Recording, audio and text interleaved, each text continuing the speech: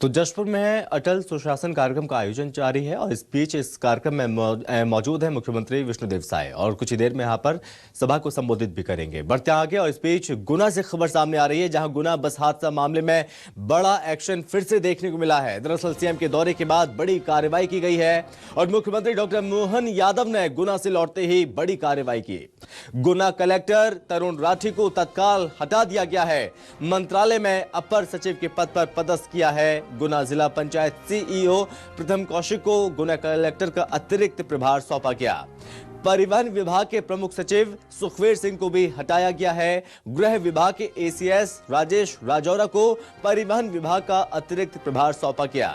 गुना RTO और नगर पालिका CMO को निलंबित कर दिया गया है। बता दें कि प्रथम कौशिक को गुना कलेक्टर का अतिरिक्त प्रभार दिया गया और साथ ही प्रथम कौशिक गुना में सीएमएचओ के पद पर पदस्थ हैं।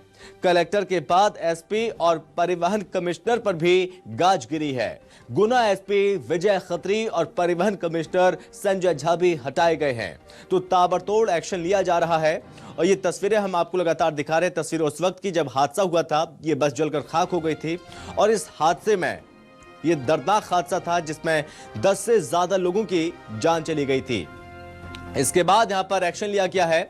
तत्काल मुख्यमंत्री डॉक्टर मोहन यादव अस्पताल भी पहुंचे, घायलों से हालचाल भी जाना और साथ ही जो मृतक हैं उनके परिवारों के प्रति यहां पर शोक प्रकट किया है और साथ ही हर संभव सहायता देने की बात भी कही है मुख्यमंत्री मोहन यादव ने। इसके बाद अब एक्शन लिया जा रहा है। कई अधिकारियों को हटा दिया गया है, सस्पेंड कर दिया गया है या फिर ट्रांसफर कर दिया गया है। और इस बीच यहां पर आपको बता दें कि नए अधिकारी जो कि पदस्थ किए गए हैं, सीएम के दौरे के बाद लगातार कार्रवाई हो रही है, एक्शन लिया जा रहा है और ये कोशिश है कि भविष्य में इस तरह की घटनाएं दोबारा ना हो, इसका खास ख्याल रखा जाए। एक मैसेज देने की भी कोशिश की जा रही है। इस दर्दनाक हादसे में जिसमें 10 से 12 लोगों की मौत की खबर सामने आई थी। ये बस जो कि गुना जा रही थी और बीच रास्ते में जो कि हादसा होता है, दूसरे वाहन से ये बस टकराती है और जांच के बाद इस पूरे मामले की जांच अभी भी चल रही है। जांच के बाद जो खुलासे हुए हैं वो चौंकाने वाले भी हैं और आपको बता दें कि जो नियम है उन नियमों का खास ख्याल नहीं रखा गया था और इस हादसे को लेकर यहां पर कार्रवाई जिस तरह से देखने को मिल रही है, एक मिसाल पेश की जा रही है ताकि भविष्य में इस तरह के ऐसे हादसे ना हो दोबारा, इसका खास ख्याल रखा जाएगा क्योंकि एक्शन लगातार लिया जा रहा है। मुख्यमंत्री डॉक्टर मोहन यादव ने इस पूरे मामले पर ट्वीट करते हुए दुख प्रकट किया था और साथ ही इस पूरे मामले में जो कि जांच के आदेश दिए गए थे।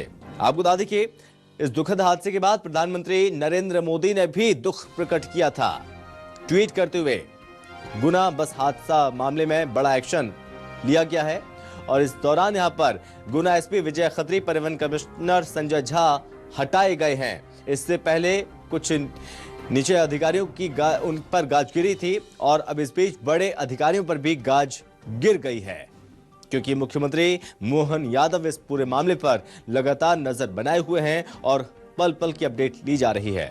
इसी के साथ घायलों के शीघ्र स्वस्थ होने की कामना की जा रही थी और साथ ही यहाँ पर घायलों से मिलने पहुंचे मुख्यमंत्री मोहन यादव और हर संभव सहायता देने की बात कही है।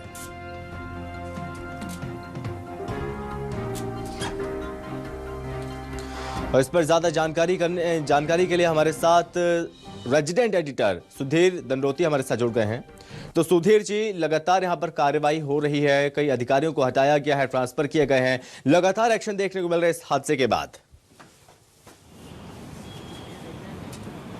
देखिए, बिल्कुल जिस तरीके से घटना घटित हुई थी, काफ़ी हृदय विदारक और बड़ी घटना थी। इसको लेकर सरकार कहीं ना कहीं एक्शन में नजर आ रही है और न केवल छोटे अधिकारी कर्मचारी बल्कि बड़े अधिकारी और कर्मचारियों पर ही इस पूरी घटना के बाद में गाज गिरना शुरू हो गया है। एसपी कलेक्टर हटाए जा चुके हैं। इससे पहले आरटीओ के खिलाफ कार्रवाई जो है प्रदेश सरकार के द्वारा की गई थी। पूरी घटना की जांच के आदेश जो है खुद मुख्यमंत्री डॉक्टर मोहन यादव ने दिए और घटना के बाद आज सुबह अपने सारे कार्यक्रम रद्द करने के बाद में मुख्यमंत्री गुना गए थे, वहां पर घायलों से मिले थे और पीड़ित परिवार को हर संभव मदद का भरोसा जो है वो प्रदेश सरकार की ओर से दिलाया गया है। खुद प्रधानमंत्री नरेंद्र मोदी ने इस पूरी घटना पर ट्वीट किया है। उन्होंने घटना पर दुख जताते हुए संवेदनाएं अपनी प्रकट की है पीड़ित परिवारों के प्रति पर, लेकिन जिस तरीके से इस पूरी घटना में लापरवाही सामने निकल आई, खासकर अगर बात करें तो बस का जो फिटनेस नहीं था, इसमें परिवहन विभाग के जो अधिकारियों की लापरवाही और प्रशासन की जो लापरवाही थी, जो समय समय पर जांच या फिर फिटनेस सर्टिफिकेट जो चेक करने चाहिए थे बसों के, वो कहीं ना कहीं एक बड़ी लापरवाही थी। और उसके बाद में प्रदेश सरकार के द्वारा बड़ी कार्रवाई करते हुए न केवल आरटीओ के खिलाफ कार्रवाई की गई है, बल्कि एसपी और कलेक्टर दोनों को हटा दिया गया है। जी, और चूंकि यहाँ पर जब ये हादसा हुआ था सुधीर जी, तो यहाँ पर राख में परिजन अपनों की तलाश कर रहे थे। ये जानकारी सामने आई है कि डीएनए से पहचान की जाएगी। कितनों की पहचान की गई है, इस पूरे मामले की जांच किस तरह से चल रही है?